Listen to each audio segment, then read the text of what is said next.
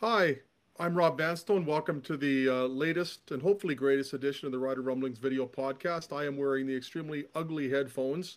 Murray McCormick, our venerable football writer, has also joined me, and we are very pleased today to have with us the Saskatchewan Roughriders General Manager and Vice President of Football Operations, future Plaza of Honor member, Tom Pate Memorial Award winner, 2008, Grey Cup champion, 2007, Jeremy O'Day. Is that enough resume building there, Jeremy? Yeah, it's probably a little bit too much, Rob, but thank you for that. And let's not forget two touchdown receptions. There you One go. from Steve Yeah, Sarkeesian and one from Doug Flutie. How many people have caught a touchdown pass from Doug Flutie who are still in the CFL? So Good question. we're going to just basically drill down deep into the mechanics of the roster now that the free agent period hasn't necessarily expired, but it's at least calmed down. I'm sure Jeremy's pretty relieved by that compared to last week. Um, just at the outset, Jeremy, when you look at the composition of the team now compared to what you hoped it would be, either entering free agency or entering the period where you were trying to re-sign a lot of your players in advance of February 8th, how do you like what you have compared to what you hoped you would have in mid-February 2022? Yeah, I think when you go into free agency, you obviously have some areas that you're kind of trying to focus in on. We get you try to get as many guys as you want back or as the staff wants back, and make that a priority. And so those guys are kind of filling the holes that you may have had even though they didn't leave, right? So when we do our roster, we take everyone off the roster that's a potential free agent, and then we start building it back with each free agent that we sign back. So we obviously identified the players that were currently on the team that we wanted to try to get back. Some of those guys were going to take a little bit longer. Some were earlier in the process, but they were all pieces that we thought were important to bring back. And then once you get closer to the free agent window, you got to look at, what are the chances that we're going to get all those players back? Um, is anyone going to, are we going to lose anyone that we wanted back? And if so, how do you replace that on your roster, right? So as we got closer to free agency and as guys continued to sign back with us, I think we were in a position where we had a big receiver that we hadn't signed back yet that we were still working on. We were having conversations with a couple Sam linebackers during that period, which is a point of emphasis. And then, another important piece that we were looking at was potentially another defensive back. And so there wasn't a lot of positions that we needed to fill that we didn't feel comfortable about. We evaluated all the players in free agency to see if there would be value of bringing anyone in all areas, and we came to the conclusion that wasn't going to be overly active in free agency aside from getting our guys back and then adding a couple pieces that we thought were necessary to add. Mur? you maybe kind of what spots are you looking for to maybe bolster heading into training camp?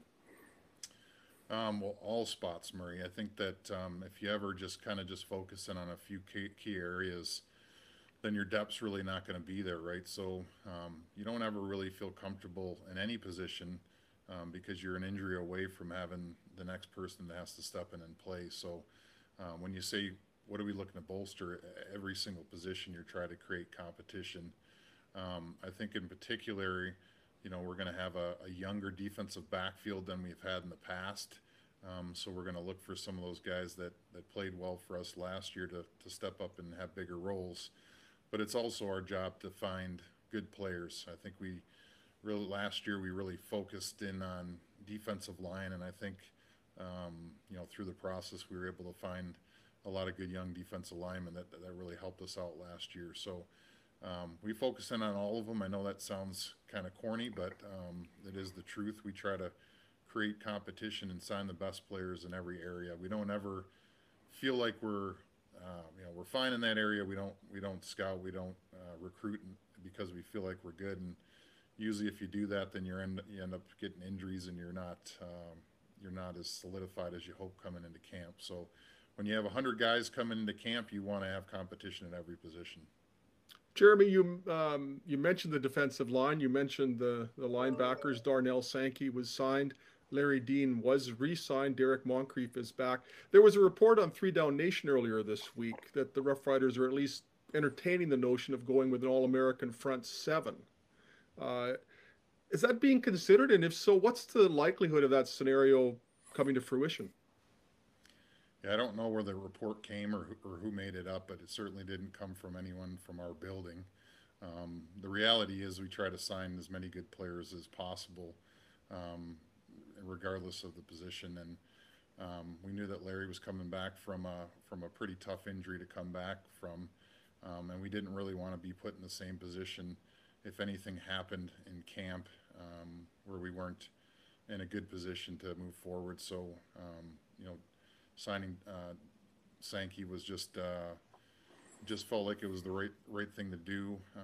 We realized that we weren't going to bring Deion Lacey back, and wanted to have a true linebacker available, and hopefully both those guys are going to get an opportunity to help win football games for us. But that will kind of get shaken out in training camp. But as of now, unless there's a new person that's been sitting in my chair right now, we're still planning on the ratio being with one Canadian and Micah Teitz playing for us.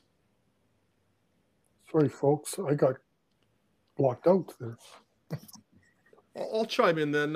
Jeremy, what does Cody Fajardo have to do to get back to his CFL All-Star level of 2019? Or am I building the assumption of at least a minor regression into the question, considering that there were factors beyond his control last season, such as injuries and offensive line, what have you?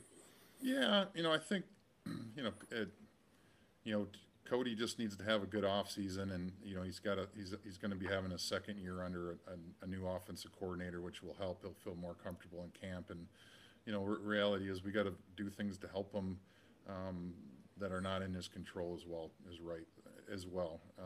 think you saw last year we had a young offensive line that we had some injuries and some players that decided not to play before camp, and we lost Tyron early in camp before we even played a game, and we were kind of moving guys around a little bit there. Logan Ferlin was pushed into action, which is really good for his development, but he was a first year player, that first time playing in pro football game, and he ended up playing there for the whole season for us. So we look for him to grow, and Evan, first time being with our offensive line, and Dan Clark being a consistent player for us up front, and we look for some of those tackles that got some experience last year to be better when they come to camp, but also hopefully get Tyron back. He's feeling a lot healthier and lifting weights again. We've added Nate Rogers that should help us up front as well, and I keep saying it, I'm not trying to put pressure on myself or the personnel guys, but it is our job to find good players that are going to come in and be good solid starters and help us win football games. So that's the way I feel. I feel like that's our job, is to bring in new players that are able to help us win. We've had a good track record of that, and obviously we want to build on that. But I think it's a combination of everything. He'll have another year under his belt with Coach Moss, and we've got to do as much as we can to help him from the things that were out of his control. Rob, you asked the next one. Sorry, I have to talk to Mark. I keep getting disconnected. We'll bring Candy in for some questions if Murray keeps letting us down here. Yeah, I'm going to get disconnected. Potentially a annoying question here. I'm not sure if you saw what Chris Jones had to say about Cody Fajardo a few weeks ago. Do you have any thoughts on the sentiments he expressed about Cody's attributes? You're going to have to fill me in on exactly what he said. It's been a while since those comments. How do I paraphrase it? Basically,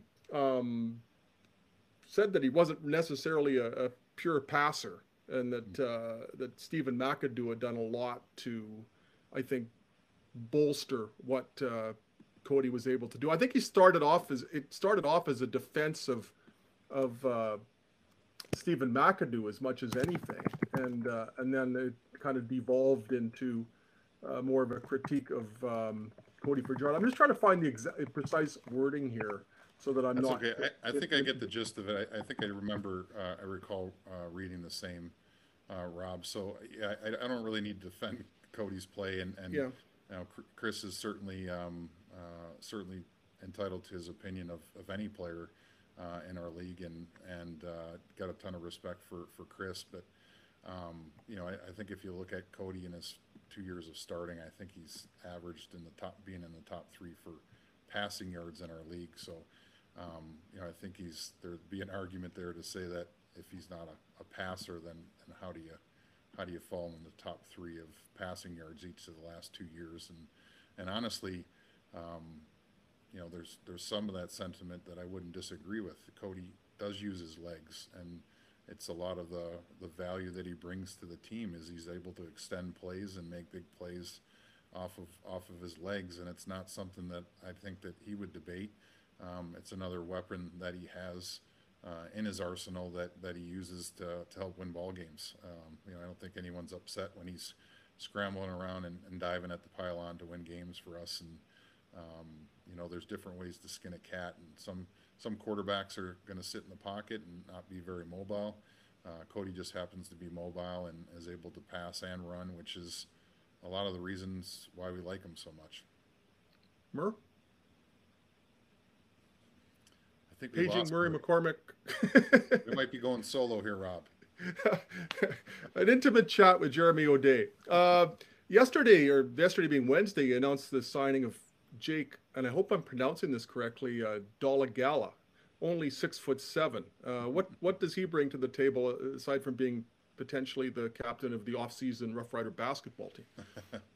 Yeah, Jake is someone that we saw. I think he came out in 2018. We saw him at an all-star game in Texas called the Gridiron Classic, and that's kind of the first time we experienced seeing him in person, and something that you saw right away was his arm strength. And so we had some interest in him early on when he was coming out of college. He ended up being signed by the Cincinnati Bengals, and he really had a heck of a preseason with them in 2019. So we kind of had our eye on him a little bit. He's actually from the same area of New York that Naaman Roosevelt's with, and Naaman actually worked out with him in the offseason. Prior to this last season, they worked out quite a bit, and I did pick Naaman's brain a little bit about him, and we got to watch him in a couple NFL training camps, and really just came down to timing. He's bounced around with a couple NFL teams, with the Bengals and the Packers and the Patriots. He's actually gone back to the Patriots twice and back to the Packers twice, and really just had him on our negotiation list, and wanted to add a good quarterback to the group, and he expressed his interest back, and we were able to work out a deal. So the first thing that we'll jump out at is his arm strength, and really just feel like he has the ability to make all the throws on our big field, and it is a challenging field to throw a football on if you have never done it before, with the distance of our sidelines and the space that's created. So just wanted to add another good quarterback to the group. She's from the Buffalo area too, so that's a bonus, right? All the great ones come from there. He's from the 716 area code, and he actually went to high school at a school that my uncle taught biology at for a long time. He didn't actually teach Jake; he was already retired by then, but it's the same school my uncle worked at. 6'7" quarterbacks are kind of a trendy topic, and a few fans have asked me recently about Paxton Lynch, whether he is still at all in the Rider plans. I looked at the roster as it exists on Riderville.com does not include him right now. Yeah, we moved him to suspended, Rob, during the playoffs. I think we were pretty upfront with the fact that he wasn't vaccinated, and we would be in a situation where in the playoffs, or if we went to the Grey Cup, if he was on the roster, then he wouldn't have been able travel with the team. So he was moved to the suspended list. We are having conversations with him about potentially coming back. He's also got some interest down south and some other opportunities that may come into a factor with him. So, if I had to say right now, it's the likelihood of him being back would be pretty slim. Another possible returnee, although it doesn't sound promising with regard to Paxton Lynch, maybe more promising, hopefully, with regard to Brendan Labatt. I know you've been having some discussions with him. Is there anything to update as far as the likelihood of Brendan returning this season? Nothing since the last time we talked. We did have some discussions, and really it's going to come down to, whether it's a fit for Brendan, if it's something that he wants to choose to do, and then also whether it would fit in with the structure of our salary cap. And so we've had some initial discussions, and we'll have more discussions in the near future of what direction that would go. And there would be a lot of things to consider if that was the case of, where would he fit in, if he came back, and is it as easy as getting back on a bike and going back out there and playing at a high level? And it's been a number of years since he's played, but was such a great player for us that we've had some discussions, and we'll see where it goes in the future. How tall of an order would it be for him to return, considering that he did not play a lot of games in 2019, then 2020 was canceled, then he opted out of 2020. When you're talking 2018, the last time he played full time, and he turns 36 during the season, although once upon a time Jeremy O'Day played at 36 and was an all-star, so that's not necessarily a lethal age for an offensive lineman. Is it still a big ask considering Jeremy's last few years and how they've unfolded? That's tough to tell. There's not a lot of literature or examples where we could go back and say, well, last time a guy hadn't played in 2.5 years, and he was at that age, would he be able to bounce back and play at the level or close to the level that he played for before? So it'd be an interesting question. It's certainly part of our discussion when we talk about,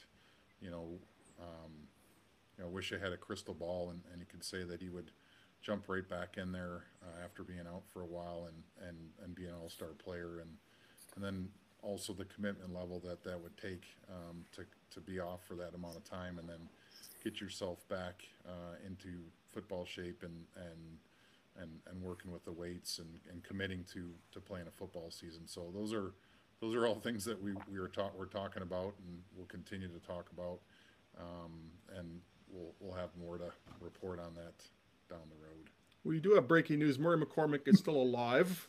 Welcoming him back, we're going to take a break, and we will return shortly. If you'll bear with us, we will resume the Rider Rumblings podcast, hopefully as a troika. So please pray for Murray, and we will return hopefully as a triumvirate.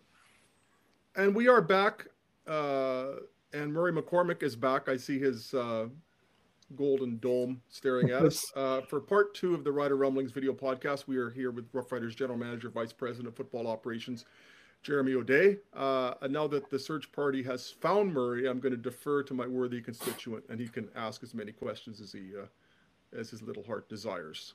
Sorry about this, Jeremy. Go ahead, Murray. No problem. Jeremy, I'm going to throw this at you. Training camp opens May 15th. Do we know where it's going to be this year? Is it going to be Saskatoon or Regina? We're still actually working through that. It's a great question. We've been working on it the last little while. It's funny how quickly when you finish one part of the job, which is free agency, you kind of just jump right back into the next part, which is trying to work through training camp, practice schedule, draft scouting, combine work, and all that. So we're actually getting to the point where we're getting close to making a decision on that. One of the things that was a big factor in us staying last year was just the COVID protocol. So there's a little bit. It's unlike any other year where we're actually just waiting to get some guidance on what our rules and restrictions may be at that time.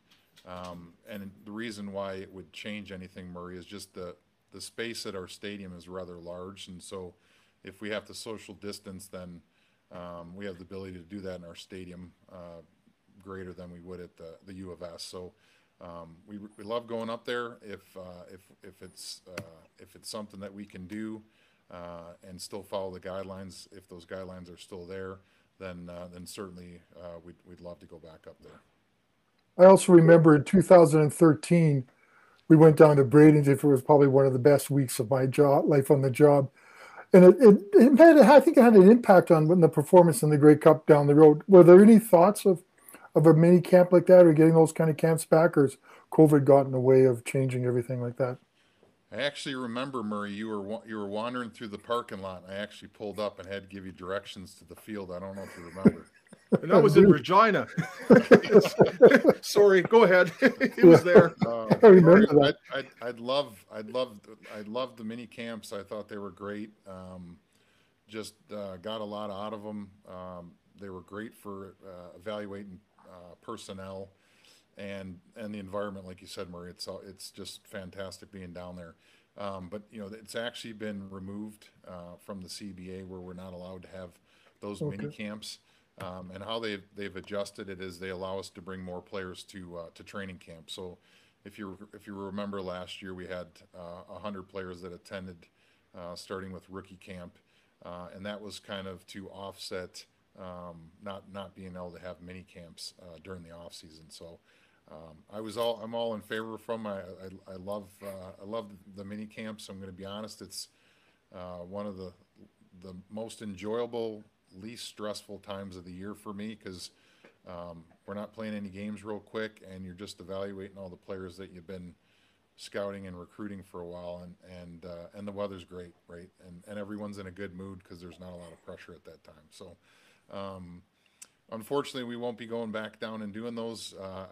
If I have a vote, I always vote to have them, but I understand also there's also some financial elements to having minicamp as well.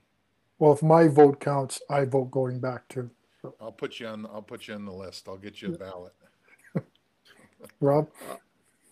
William Powell, how do you plan to what's sort of the blueprint for tailback? Yeah, I think right now, obviously with who's on our roster, Jamal Morrow, I think has earned an opportunity to get an increased role there. He's also has been, as the season went on, was very important in our return game. So we feel like running back is a position where we should be able to find some good young running backs. William Powell was just fantastic. He was kind of a jack of all trades and was good at a lot of different areas. And in that situation, we decided that we were going to go younger. And, unfortunately, sometimes tough decisions have to be made on very good people and very good football players. And he certainly would fall in that category. Great in the locker room, great on the field, can run with the football, can pass block, can catch it out of the backfield. Just you love a lot of qualities that William brought to our team. Think that Jamal has a lot of those characteristics as well. But again, that's another area where we need to scout and recruit and bring good players in. And we just decided to go a little bit younger at that position. Might Jamal bring you the potential of more explosiveness from that position? It's certainly something that we hope. We want to get some more juice out of that position and hopefully try to turn some of those 5-yard gains into 10-yard gains, and that's something that we discussed and something we're hopeful. We've got to do a good job of blocking up front as well and getting a hat on a hat and moving people off the ball, and some of that responsibility is laid on our offensive line, but that's what we're hoping for. We want to get more explosive plays and big plays and ultimately score more points. That segues nicely into a question from Murray about Duke Williams. Murr? Oh, was it? Okay, sorry, I just had to. What do you expect from Duke Williams in his first full season if he gets with a training camp with Cody and everybody else? Well, we just hopefully he starts where he finished off the season, right? He came in, was an immediate impact for us on offense, and it was very obvious that he brought a lot to the table when he got here, and has a presence to him. Anytime you come into a team that late in the season, it's difficult to be able to fit in with the group. And I credit the guys in the locker room, the Shaqs, the Kyrans and Codys, and all the guys for just being open to him coming in and allowing him to be himself and fit right in with the group. That was, I think in certain positions or any position, when you bring in a player and he comes in that late and he comes in the room, you don't know whether it's going to ruffle feathers or it's going to make guys feel uncomfortable. And those guys, they just embraced him and not only did they embrace him, but they encouraged him to come back. After the season was over, that receiver group was very motivated to come back and wanted to come back and prove that we could get over the hump. So with Duke, we want him to come back and take back off where he left off. And I think when he came in, a lot of people don't know, but he was actually coming off a hamstring that he had from the NFL preseason, that he was still getting healthy. And there was 2 games where he actually worked out in warm-ups for us to make sure that he could play the game. And one of them he had a really big game in. So just really come in healthy.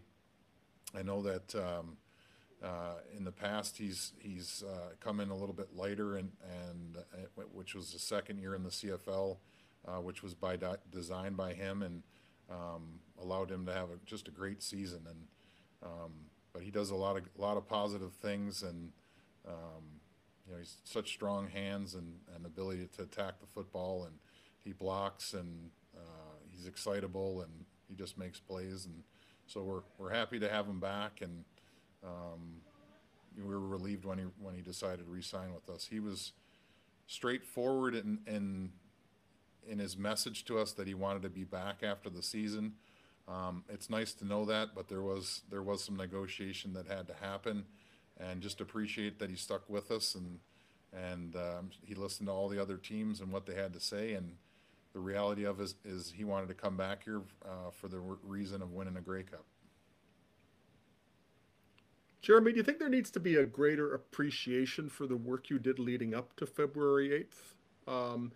Post February 8th, there's been a lot of talk about the players who have not returned. There's been Ed Gainey, Lucius Purifoy, Micah Johnson, Dion Lacey, etc., John Ryan. But it seems to me that kind of overshadowed A.C. Leonard resigning, Duke Williams resigning, a whole scroll of players resigning in advance of that. I mean, I realize you can't control outside perception, but is there an issue there that you'd like to discuss in that? I don't know. I just think there's been a little bit of a sky is falling mentality out there that might be out there at the expense of more perspective on what was done leading up to February 8th, if that makes any sense. Yeah, no, it's fair enough. Difficult part of my job in particular is when you make decisions on whether you're going to bring players back. Sometimes the players that you're not going to retain or you're going to go in a different direction on are players that have been very good here, and they're fan favorites. Look at our fans are very passionate about our players. They never want anyone to leave, which is understandable, and it's certainly something that we always consider, of trying to keep continuity of our players and try to keep our players when they're playing at a high level. So you certainly don't want to lose players that have good football left. But it's interesting when you get the public perception of everything, because this isn't something that we just decided to do on February 8th or February 1st. This is a process that started at the end of the year, and some of those decisions were made within a week, 2 weeks after the season, and no one knows about it until free agency starts. So it kind of hits everyone all at once, and you see guys that are, named guys that are going to other teams. But in the case, we've made some of those decisions based on what we feel is best for the team, and there's a number of different reasons why we would or wouldn't bring a player back. Salary, age, fit with the players around them, and so some of those decisions are made prior to free agency. A lot of the players that you're talking about, we didn't lose out on those players. Some of those players we decided not to offer contracts back for various reasons, and I think it just hits everyone all at once because you see name after name they're announcing on Twitter that I'm no longer going to be back, and it's something that we knew for some time that wasn't going to happen, but unfortunately it's not something that you don't really want to tip your hand going into free agency of who you're bringing back and who you're not bringing back. So it's a lot of just timing.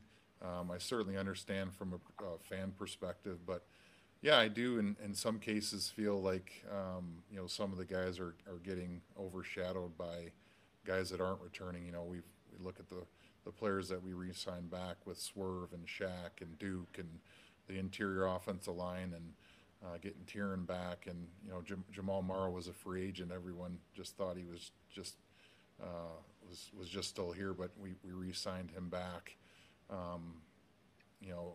Justin McInnis, who's going to get an opportunity now that Braden Lennius isn't back, we re-signed him. Defensively, obviously, A.C. Leonard getting him back was a big deal. Pete Robertson, we knew there was a potential for us to lose Jonathan Woodard at some point with some of these NFL workouts, and so it was important for us to get Pete back because Pete has played at a high level during a short period of time. I think he had 6 sacks in 10 games, and he wasn't a full-time starter. And we look forward to seeing him play more downs and be more critical part of our team. And then our interior guys. If you look at the production level of Garrett Marino when he's played in games, and he certainly needs to control himself in games, maybe have controlled aggression, but he plays it with a high motor, and his production in there is really something that you should take a look at. And Anthony Lanier just was fantastic. Someone that maybe didn't show as much on the stats, but if you watch the film of him, he's a tough person to block inside. So we felt very comfortable with our defensive line. Paul Jones is known for finding really good defensive linemen, and he certainly has done that over the last number of years. Kyle Carson was a big part of why Jonathan Woodard was here. So we rely on those guys to do that. Mike Edom coming back is a big one for us. He's a ratio guy that's been an all-star in the past. As I said, Nick Marshall's back. We have got 2 young defensive backs that got play time for about half the year and played at a long level. And we've got one more defensive back position where someone's going to have to step up and take over for the void that was wasn't filled in free agency. And so, all those things are figured out, and the fallout happens kind of all at once, and there's a little bit of a snowball effect, but it doesn't scare me to make tough decisions. We have to do that in our job, and whether the timing is right or whether it works out is yet to be determined. But we did want to change a little bit about what we had, and we did that with adding a few guys, but also giving some of the young guys an opportunity because we want to be successful for a long period of time, and we want to have a chance to win the Grey Cup every year, not just one. Murr? Boy, you answered a lot of questions. Yeah, we were crossing questions off the list as you went through them. The Ed Gainey question, the Purifoy question, the Micah Johnson question. All those voids are seemingly accounted for. Murr, or do we have any questions left? Are you trying to build a basketball team with the receivers? You seem to be going for height. You haven't got a post yet, but is that to be replace Braden Lennius' body type, or is there sort of a reason behind that? Maybe that's the changing of the game. They're getting taller and lankier. Well, there's McInnis, Ubosi, Lewis, even McRoberts. There's a lot of 6'3" and up receivers that have signed or re-signed in recent weeks. Yeah, we like the size. We like their ability to be physical, and obviously we want to be able to attack the ball in the air, and we feel that length will help with that. And a couple years ago when we drafted McInnis and Lennius, we just felt like we can get 2 really good guys in that draft that ended up being being fairly big, good size. So it's just kind of the way it looks, when it is, is it by design? We certainly look at it when we're looking at receivers that we like, big physical receivers, and ideally you like them to be fast as well. We kind of supplement our receivers with Kyron, who's that smaller slot type player. We'll bring a couple more of those players in that are going to compete for that spot. Kyron, we don't anticipate him being ready for the start of the season, and certainly aren't going to press him to jeopardize any of his recovery. By all means, he looks like he's on pace, but we don't want to shorten that just to get him in earlier in the season. So, in the receiving corps, someone's going to have to step into his position. We'll add some guys that are, that kind of slot body type that are, a little bit quicker and a little bit more agile than the big, strong physical receivers that we have. So we want a balance of both, so that we can attack teams in different ways. Mur? Sorry, I'm looking at this here. I don't have anything left, Rob. Do you? We're talking about receivers. Farhad and Algie reported, I think yesterday, that there's a chance that, or there's a likelihood of Terrell Janna retiring. Is that the case from your understanding? Yeah, I think he's pretty accurate on that one there. So Terrell's reached out to us and says that there's a pretty strong likelihood that he's going to retire from football. He's got a pretty big degree, and from my understanding, he's going through the pandemic and the year in 2020 was when he first kind of started considering it. He wanted to come out and give it another shot just to make sure that he had it all out of his system. And unfortunately, he's decided that he's likely going to retire here. So disappointing, obviously. You try to talk him out of it, but I know from experience in doing this for a little while here that usually when a player's not all into playing football, it's really hard to play at a high level or be a professional football player. And credit to Terrell being a professional through the whole thing. I certainly didn't have any indication the last little while here that he was going to retire. Thought that he was excited about moving forward for next year. And when you lose Lennius, there's a natural opportunity there for somebody to step up. So you're hopeful that he was going to come back and compete. But called, he's just a tremendous person. He really is, and super smart. Maybe he's onto something with deciding to move on to the real world without banging his body up a little bit more. But we anticipate that he's going to retire. The 2007 team is going to be saluted very soon in Saskatoon at the Dog's Breakfast. How cool is that going to be? Yeah, it's pretty awesome. We did a little bit of media yesterday, a little bit of introduction on the guys that are going to be attending. It's going to be myself, Scott Schultz, Tad Cornegay, and Andy Fantus. So we did a little bit of media, a little bit of build-up for that Dog's Breakfast. It's just I don't know if you guys have attended the Dog's Breakfast before. I'm sure you have, but just an awesome fundraiser for the Huskies. They put on a great show. The efficiency of what way they put out the breakfast is just amazing. How quickly you think a program like that would have to take a long while, and they're just so efficient in the way they do everything. So happy to support local football in Saskatchewan. It's been so good for the Roughriders, not only the U of S but the U of R, and to be able to go on there and reminisce. And I think Glenn Suter said it best. It's kind of like the fishing story that the 5-pound fish turns into a 15-pounder after a number of years. So I'm sure we'll have some stories to tell and some jokes to be had, but it will be nice to reminisce and think back. But I can't believe it's been that long, to be honest with you. But it was great to see those guys even on a Zoom call, and it'll be great to see them in person. And I'm sure they'll have some good stories to share with everyone. And it's a great fundraiser. We gave you a bit of a sneak preview today, actually, because our questions were a bit of a Dog's Breakfast. So hopefully this steals you well for the event in Saskatoon. Murray, do you have any final questions to add to I that? can't think of, unless Jeremy has. Witticism? No, I can't think any better than that last one. Jeremy, is there anything you'd like to add? You'd like to say to the fans while we got you on here? Is there anything you want to kind of use as a platform? Or have we grilled you enough? We're always, we're always excited about the upcoming year. Obviously, having the Grey Cup year is a big motivation for us.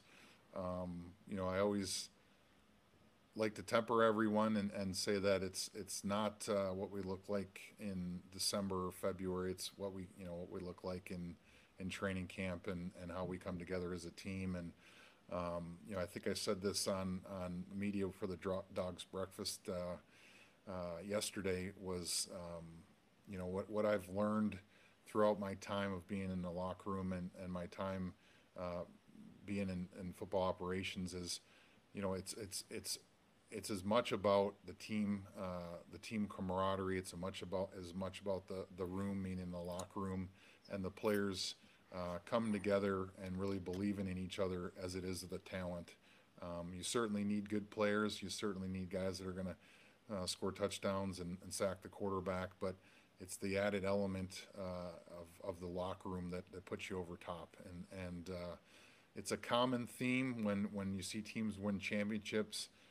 Obviously, everyone's happy when they win, but you can sense the reason why they won it by how close they are to one another and what it means to each other. So that's what we're trying to do. That's what me and Coach Dickey believe in is the camaraderie of the room and guys wanting to win for each other, wanting to win for the head coach, and wanting to win for the fans in the province. So that's what we're after. That's what we've been after for the last number of years.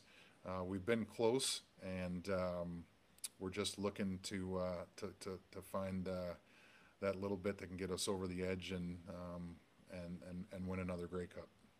Perfect. Well, Jeremy, thank you so much for these 42 minutes that you can't have back. We do appreciate your time and your thoughts. You've been really helpful. I'm sure the fans appreciate those sentiments as well. And you got some bonus no time with Murray, so that's almost like a day off in there, isn't it? Murray, who's going to be your quarterback next year?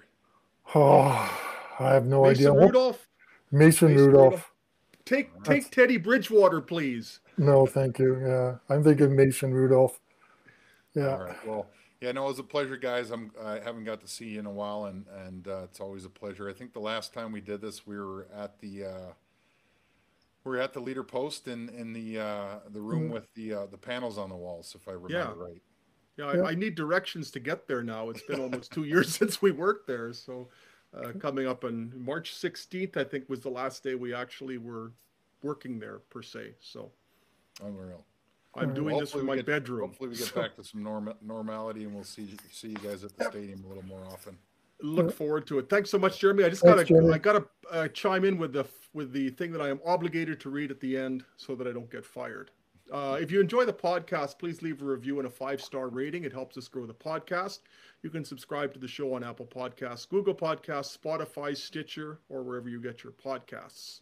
Murray knows all about Stitcher because he's had 3 hip replacements. If you'd like to send us a question, you can email Rob at rvanstone@postmedia.com and we'll read it on the show. You can follow me, Rob, on Twitter at Rob Vanstone, or Murray at MurrayLP. Sorry for that joke. Jeremy, thanks again for your time. Murray, we look forward to having you join us again in the future, and hope all is well. Yeah, appreciate it, guys. Yeah. Take care.